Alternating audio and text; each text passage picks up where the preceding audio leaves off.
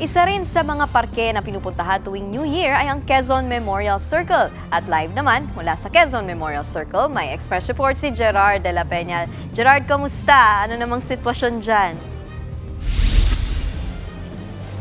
Alam mo, Nikki, may mangilan-ngilan lang na mga namamasyal at nagpipiknik ngayon dito sa Quezon Memorial Circle ngayong unang umaga ng 2026. Hindi naman daw sila napuyat sa pagsalubong sa bagong taon at gusto lang daw talaga nilang mag-relax at maipasyal ang mga bata. Kaya naman kinuha natin ang pagkakataong ito para maitanong yung sentimiento nila sa pagpasok ng bagong taon.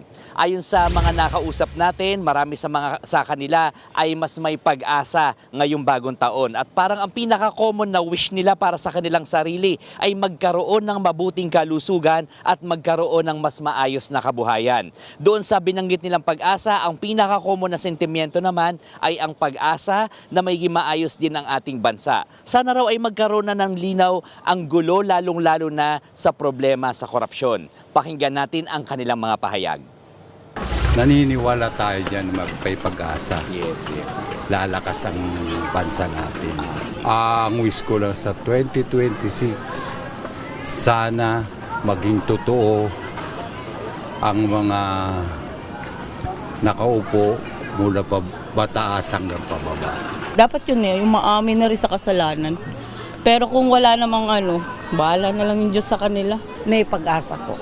Pag-asa. Prayer ang kailangan lang po. Nikki, positive vibes lang ang mga nandito ngayon at ang sabi nga nila magandang araw na maaga sila nagpunta dito dahil hindi masyadong maraming tao dahil mamayang hapon ay siguradong mas marami na ang pupunta dito. Happy New Year sa iyo, Nikki. Balik sa iyo dyan.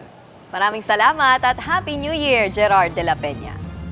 Mga kapatid, Nikki de Guzman po. Para sa pasada ng mga rumaratsyadang balita, mag-follow at mag-subscribe na sa social media pages ng News 5.